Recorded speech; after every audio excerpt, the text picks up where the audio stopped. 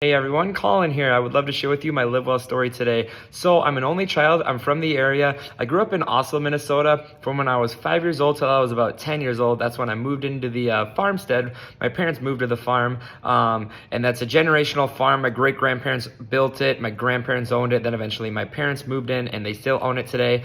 And absolutely loved growing up in the country all by myself. I wouldn't change anything. I loved all things outdoors. Every day in the summertime, I remember I would go down to the river, play with my dogs, do fishing almost every single day.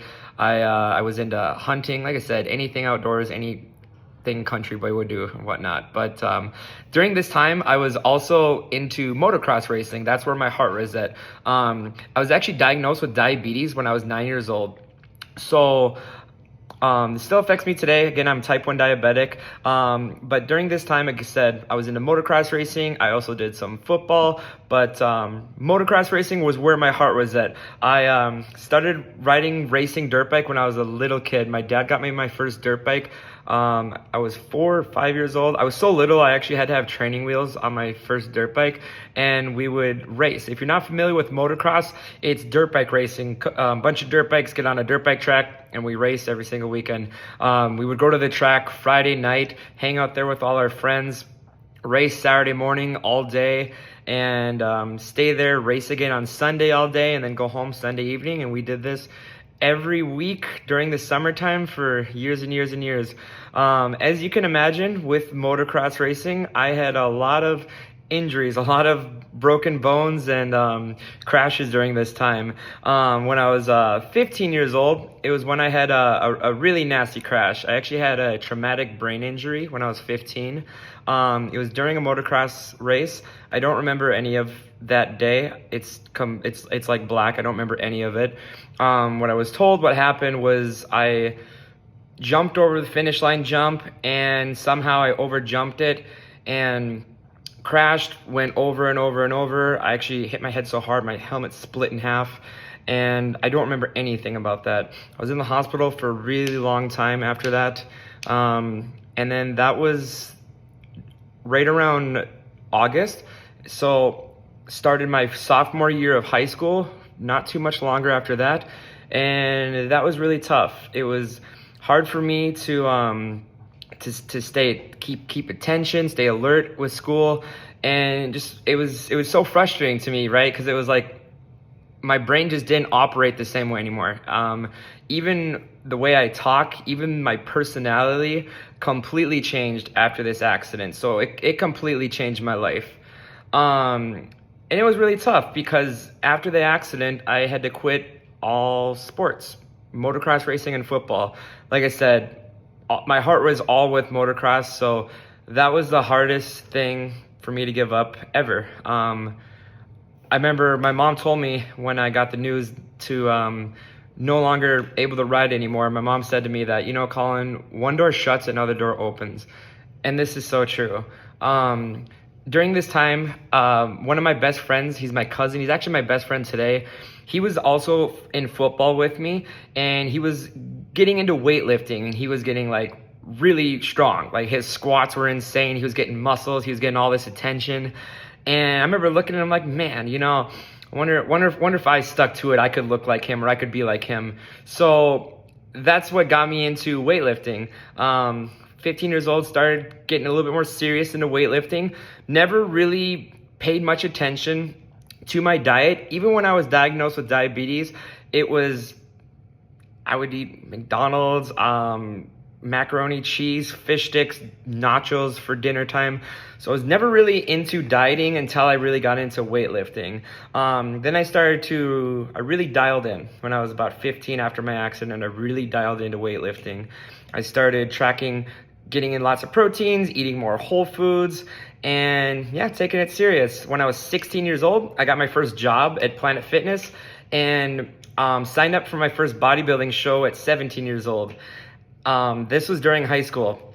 So as a bodybuilder, we're eating like 6 meals a day. So I remember in high school, in class, I would bring like a Tupperware containers with chicken, rice, tilapia, and rice, and just middle of class, like, this is what I do, man. I'm a bodybuilder. So entered my first show when I was 17, and again, I didn't have like much knowledge. I really didn't know what I was doing. I just saw some guys on the bodybuilding stage, like, yeah, that's cool, I want to do that. Did my first show and jumped in with not much knowledge, and I actually ended up doing pretty well. I placed a top 5 at 17 years old, my first show, with, again, absolutely no knowledge.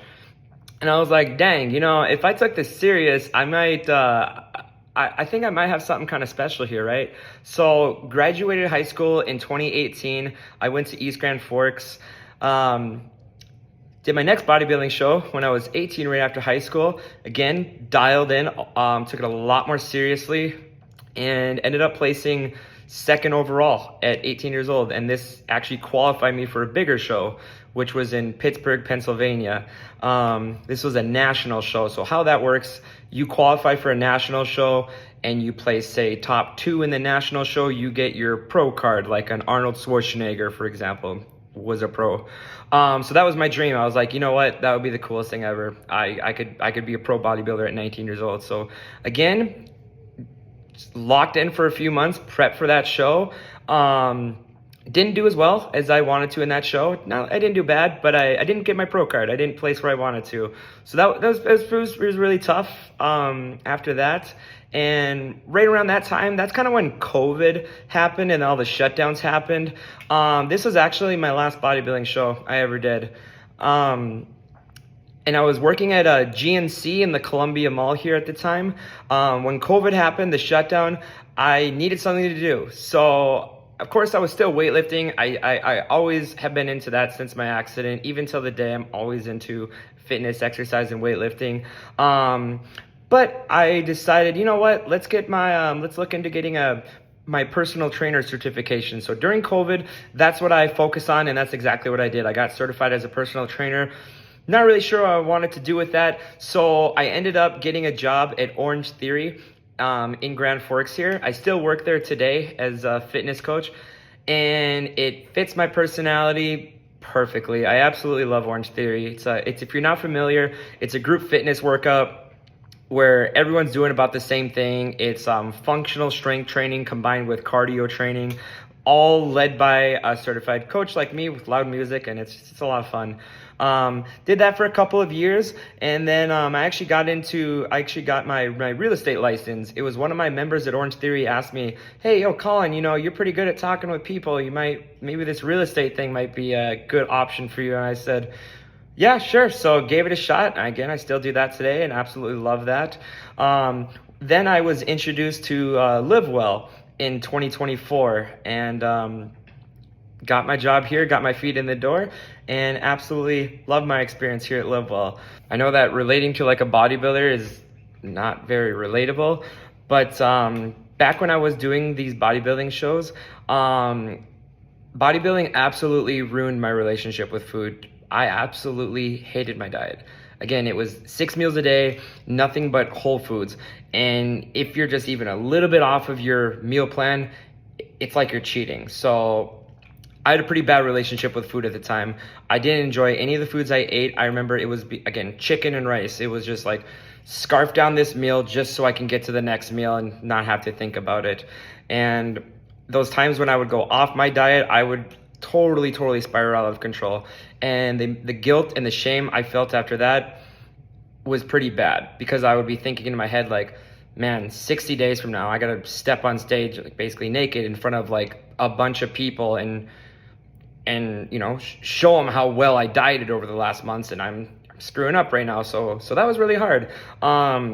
So if you can relate to that, if you can relate to being so restrictive, it's like it has food like has a hold over your life, or falling off and eating food and feeling guilty about it, that's something I can relate to as well. As of today, I enjoy exercising more than I ever have in my life. I found how to keep my diabetes and my blood sugars under control. I find that I can enjoy my diet now without feeling restricted. I can still enjoy foods that are not on my diet plan and still not feel guilt and feel good about myself. So if you can relate to any of those things that I said, just know you're not alone, you're not crazy. I would love to talk to you and help you out. So please give us a call at LivWell. I look forward to meeting you.